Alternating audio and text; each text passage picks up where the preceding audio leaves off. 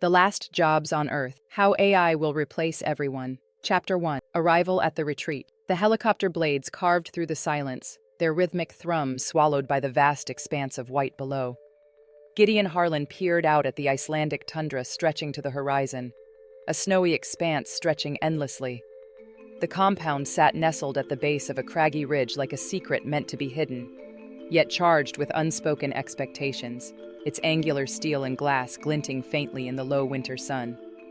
The pilot shouted something Gideon couldn't hear over the roar of the rotors as the helicopter lurched, descending with a gut-turning drop that sent his stomach into his throat. His breath fogged the window. Snow billowed as they touched down, whipping against the cabin in angry flurries. Gideon unbuckled his harness and glanced over his shoulder at the others. There they were, each of them a living, breathing monument to the empire they'd built. Daniel sat closest, scrolling through his phone, a flicker of impatience hardening his expression, as if they were about to land at a Marriott and not 50 miles from the nearest human settlement. Elise, arms folded tightly, gazed out the opposite window, her expression calm but distant. Next to her, Takumi adjusting his scarf, a small fidget that underscored the tension in the cabin. And Sophia, quiet, watchful Sophia, tugged down her knit beanie, mouth set in a thin line as she leaned forward as if bracing for battle. "All right," Gideon called over the noise, his voice cutting through the noise with practiced calm. "Let's do this." The door slid open, and the cold hit like a living thing, sharp and merciless. Gideon's breath caught in his throat as his boots crunched into the snow. He resisted the urge to hunch against the wind. Leaders stood tall, even when their faces felt like they were being flayed raw. Elise was the next one out, her long coat billowing in the wind like the robes of some Arctic oracle. She sniffed once, muttered something in Vietnamese, then shot Gideon a look that wasn't quite a smile. Next came Daniel, who scowled in his designer parka, already muttering complaints about the thin air. Takumi followed, clutching his laptop bag like it was a lifeline, while Sophia trailed behind, head lowered against the gale. As they gathered near the compound's looming entrance, the helicopter lifted off behind them, its departure stripping away the last buffer of noise. Silence swallowed them whole, an eerie vacuum broken only by the whistle of the wind snaking through the rocks. Gideon turned to face them, stamping warmth into his boots. "Welcome back," he said, raising his voice to be heard over the elements. 3 years later, and here we are, Altera Phase 2. Sophia snorted faintly. Takumi glanced down at the snow. Elise's gaze lingered on him a moment too long, searching. Daniel clapped his gloved hands together and gave a performative laugh, more a declaration of his dominance over the discomfort. Gideon inwardly winced. Where had the years gone? Once this group had been inseparable, laugh loud and stay late friends. Now, it felt like he was conducting a meeting for restless shareholders. He turned and waved them forward, crunching toward the compound. Up close, the building loomed, its walls both impossibly sleek and unnervingly sterile. Frost crept like veins along the edges of the massive door, which Gideon approached with what he hoped wasn't visible hesitation. His gloved fingers lingered over the sensor pad before finally forcing a passcode. A moment later, the locks hissed and clicked, the door gliding open. The warmth inside hit them like a physical barrier, but it was a dry, clinical heat, one that almost seemed to scrub the air of life. They shuffled in, boots stamping against the steel floor, snow melting in crystalline puddles. Takumi set his bag down on a sleek black bench, rubbing his hands together. "God, I missed this interior." His voice had a nervous edge to it, a thin attempt to summon lightness where none naturally surfaced. "It looks the same." Elise peeled off her gloves and let her eyes sweep the place with a precision that hinted at barely concealed judgment. Glass, steel, minimalism. They'd designed it this way, after all. A perfect balance of efficiency and achievement. "Some updates were necessary," Gideon said. He tapped the wall console, and the tinted expanse of glass revealed the outside world. The view was breathtaking. endless snowfields glowing faintly in the light of the setting sun, but no one was looking at it. He risked a glance at Sophia as she stood closer to the door. Her jacket was half-zipped, her stillness so absolute it felt deliberate.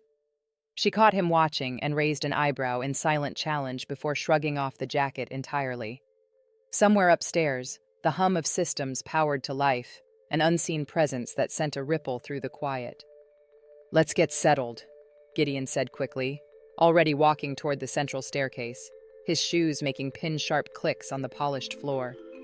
Yet the sense of being watched chased after him like a bad scent. He didn't trust this place anymore, not like he used to. Too many updates, too many hands involved since the last time they'd all walked these halls. Even he couldn't say with certainty what was still theirs, and what now belonged to Ether's invisible ghost. The others followed, their footfalls uneven, deliberate. Even Daniel, who usually filled spaces with noise, seemed content for now to let silence reign. Somewhere in the recesses of the compound, an automated hum shifted octaves. Gideon's neck prickled, and he couldn't resist a glance at the ambient lighting panel on the wall. No flickers, no alerts. Yet still there was that faint sensation, as if the angles of the room were no longer holding still around him. Tomorrow, they'd talk. About the past.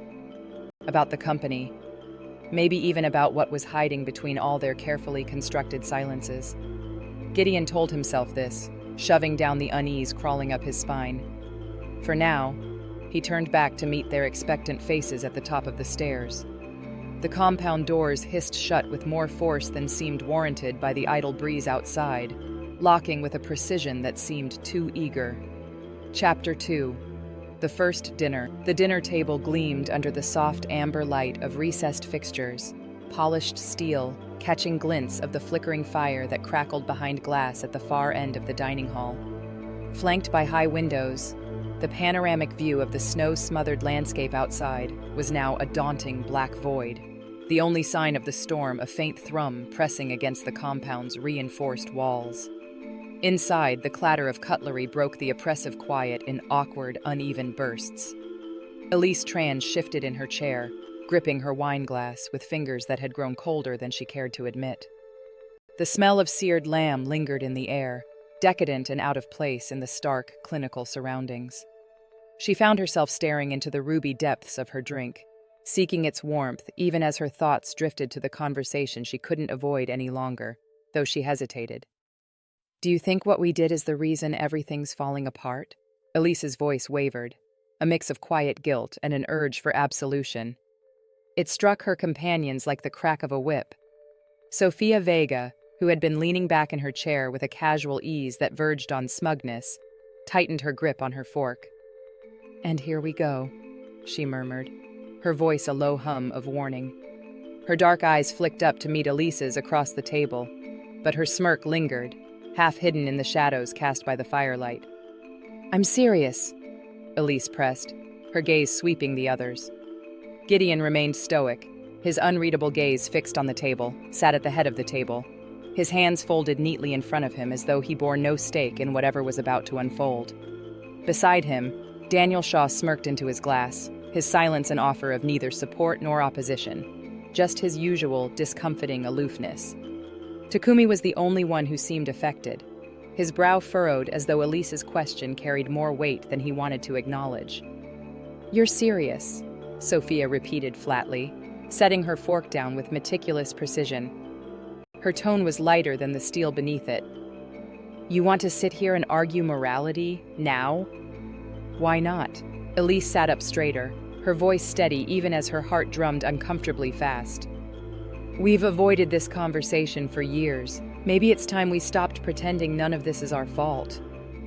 "Our fault?" Sophia's brows shot up in sharp indignation, her voice laced with incredulous laughter. "Our fault, Elise? You can't seriously be laying the collapse of an economy at the feet of 5 people. It's not just about the economy.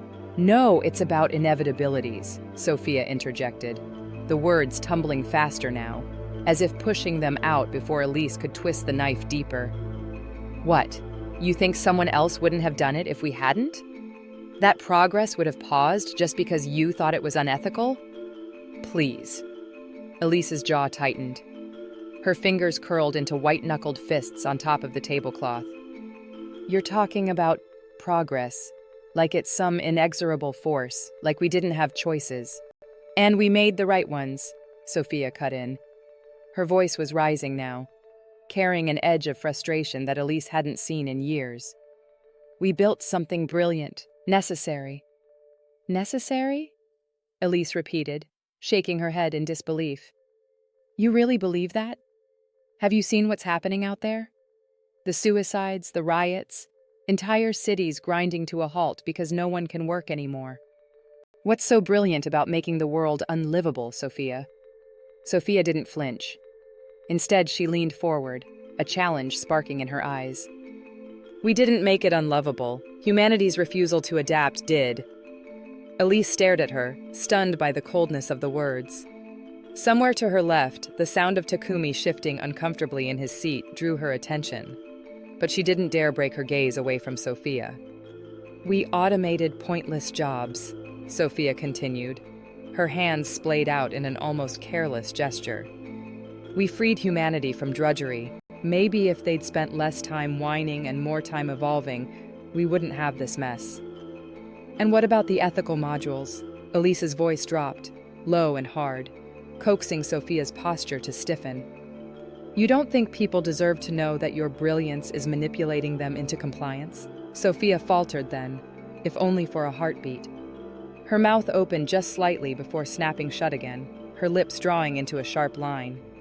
Gideon shifted in his seat, his usually detached expression softening just enough to betray a flicker of discomfort. A tense silence fell between them, heavy and oppressive. Smoke from the fire curled dwindling trails in the air, its faint hiss the only sound breaking the stillness. I guess that depends, Sophia said finally, the venom in her tone now almost feigned, measured. Would you prefer chaos? No, Elise's response came without hesitation, conviction sharpening each syllable. But I also don't believe peace built on manipulation is anything but tyranny. Spoken like someone who still doesn't understand the world we live in, Sophia shot back, tilting her wineglass provocatively before finishing what was left. Maybe next time, spare us the lecture until you've spent 5 minutes in reality. The weight of her words hit the table with an almost audible thud. No one moved. Daniel had stopped smirking entirely, his expression blank in the way that always unsettled Elise, as though he were cataloging their every word for later use. Takumi stared down at his plate, poking distractedly at the remnants of his food, his silence a loud and damning counterpoint to Sophia's bravado. Only Gideon broke the stalemate, rising from his chair with deliberate ease, his movements languid and controlled. I think that's enough, he said, his voice cutting cleanly through the tension. He held each of their gazes in turn, his even tone somehow more unsettling than any raised voice could have been. Thank you, Elise. And you, Sophia. You've given us plenty to reflect on. Elise struggled to swallow the knot in her throat. As Gideon's chair scraped back, the sound echoed like an unspoken dismissal. Around the table, the group began to shift slowly, chairs sliding against the floor, footsteps lingering before retreating into the compound's eerie stillness. Elise didn't follow. She sat there long after the others had gone, the storm's whispering howl growing louder against the walls. When she finally rose, the wineglass in her hand trembled. Somewhere, buried beneath the hum of the compound's systems, she could have sworn she heard something move.